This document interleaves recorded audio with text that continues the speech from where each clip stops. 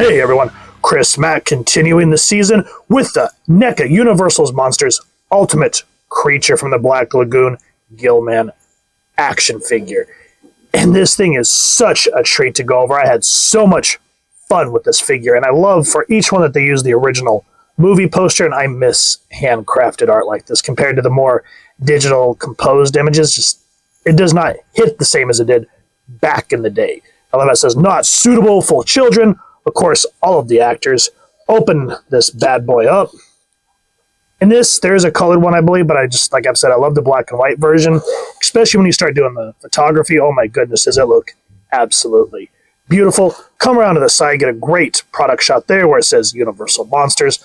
On the back, different product shots with ways that kind of give you inspiration for action figure photography. Another really cool rendition here on the side. And of course, everyone that worked on the piece, which I'm glad that NECA does that, and I wish more people would. Now, is this figure awesome or not? I've already gloated about it. Last thing, real quick, I almost forgot. If you want to pick this bad boy up, as I always say, first and foremost, support your local comic shop or wherever it is like to get your action figures and comics. If not, at the time of this recording, oddly enough, it's up for pre-order on Big Bad Toy Store and Entertainment Earth, so at least you got some options. So with that out of the way, let's crack this open and get a closer look at the Gill-man. A strange, prehistoric beast lurks in the depths of the Amazonian jungle. A group of scientists try to capture the animal and bring it back to civilization for study. Or is that their primary goal? Creature from the Black Lagoon was a 1954 American black and white 3D monster horror film produced by William Allen and directed by Jack Arnold. Ben Chapman portrayed the Gill-man on land, while Ricou Browning was the creature for the underwater scenes. Now, how was this film in 3D? It was projected by using the polarized light method. The audience wore viewers with gray polarizing filters. However, the fad was brief in the 50s and peaked about 1953 and began fading fast by early 1954, so many audiences only saw the film in 2D. Apparently, while attending a dinner party during the filming of Citizen Kane, a cinematographer, should I say, Gabriel Figueroa, told producer William Allen a mythical tale about a race of half-fish, half-human creatures in the Amazon River. Inspired by this idea, Allen wrote a story with notes titled The Sea Monster.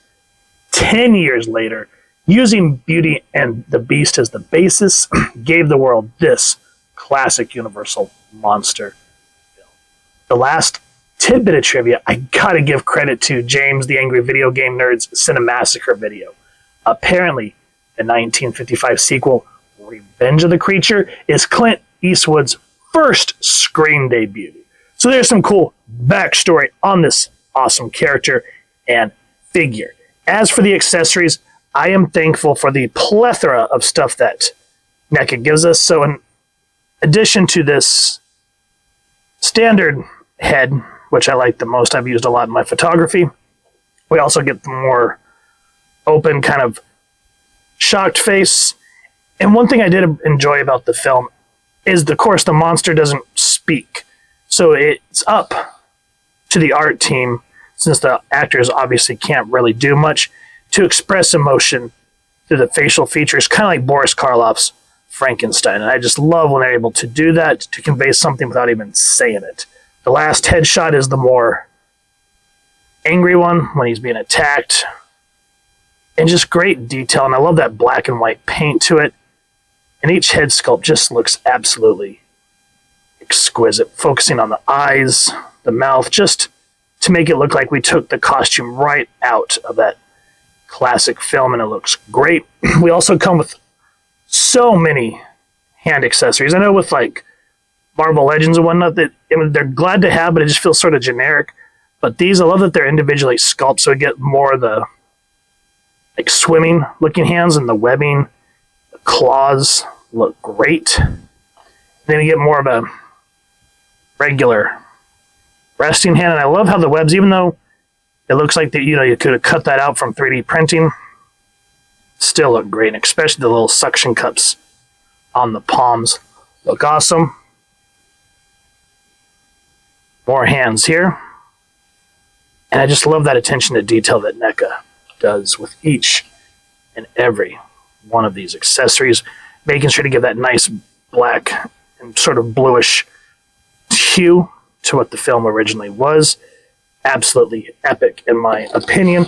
As for the figure himself, yeah, this looks just like the creature from the movie. Now, you know, with the stuff that a lot of us grew up with, when it's supposed to be from the movie, it just had that cheesy look to it. And I'm glad that now that we're older and collectors, that a lot of these figure companies are finally starting to pay attention to that and making sure that these are more detailed, because we're not taking those shenanigans no more. I love the fin look here. All the plates of his scales, or, you know, he's not shark, so this wouldn't exactly be, oh god, I don't remember what the, I can't remember what the scales of a shark are called. It starts with a D, but I can't remember off the top of my head. But I just love how they're layered, just like plating, like armor plating. Then, of course, here all the fins, all the way down to the legs and into the feet.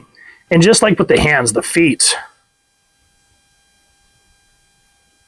just look equally divine. I mean, all that nice shadowing to give it a great overall effect. And just that black and white. I know there's a colored version that's green. If you guys have that, I'd love to see what type of photos you guys took with it, because that'd be great. Now, as for the articulation on this figure, a heck of a lot better than the Wolfman, I will say that. So the dumbbell joint, the head's able to go up, go down, side to side, and all around, so you get a lot of good play there. Thankfully, this shoulder joint here does not impede the arm, so you can at least get a nice 360 motion there. Twists at the elbow, which I'm okay with. 90 degrees there. And does spinny and goes up and down. And go out that far. And again, make sure to warm up your figure, because I've said this before and I'll say it again. NECA figures, for whatever reason, I mean, McFarlane kind of has this downfall, and Hasbro, but NECA figures always seem to be the most stiffest when they come out of the box. So make sure to warm up your characters however you want to go about it. So you can get them to bend down about this much between using the waist and the solar plex. About that far back. Does twist, get a great, you have to kind of play with this. This gets a little stuck, so you have to kind of play with it a little bit. But you can twist that. Mine, for whatever reason, because it's on camera, does not want to work with me, so it is what it is. You can twist them there, and we'll just leave it at that. Out that far, out that way. And thankfully, like McFarlane, these are plastic, so you don't get that butt flap problem like with the Hasbro figures. About 90 degrees on the leg. But does pivot that way and twists. And he does have that hidden thigh cut there. So thankfully for that. And I'm glad that the pins are not that predominant. So again, like with Hasbro Marvel Legend figures, where they're just all over the place, I'm glad that places like NECA and McFarlane are really starting to kind of hide those, so that when you try to do action figure photography, you're not having to fight all of those little things. So overall, great range of motion, and again, just beautifully well detailed character. You guys are going to have a great time posing and photographing this piece. And here's the Gill-man next to the NECA horror figures that we've gone over already. Here's the Lon Chaney Jr.'s Wolfman, the Bela Lugosi Dracula, and of course the classic Boris Karloff Frankenstein. Now, I know you can get these in the colored version, and you can desaturate the film if you're going to do action figure photography, but just to have them in the crisp black and white color, and then just setting the camera to that setting, I had to get that Universal monster feel in this shot, and it just looks so awesome. And to have tangible versions of these figures, if you are a horror fan, these are a must-have. Yes, the Wolfman with those wolf feet is frustrating, and one of the few times I have to rely on a foot peg. But I will let that go because it just captures that rendition. And then, of course, the Gill-man, absolutely stunning sculpt, along with both of these figures. So what do you guys plan to do with your horror figures? Are you going to do some cool action figure photography? Are you going to set up creepy little scenes on your shelves? Let us know. We'd love to see pictures over on the socials. I had a blast with this figure. It's been a while since I've seen Creature of the Black Lagoon, and to be able to go back, watch it, and then try to recreate some of the classic scenes, I was just in a euphoric state, having such an awesome time putting him up against different action figures from my collection. And it just, as I always say, have tangible versions of classic stuff that means something to you, just makes me one happy little collector, and why I enjoy this medium.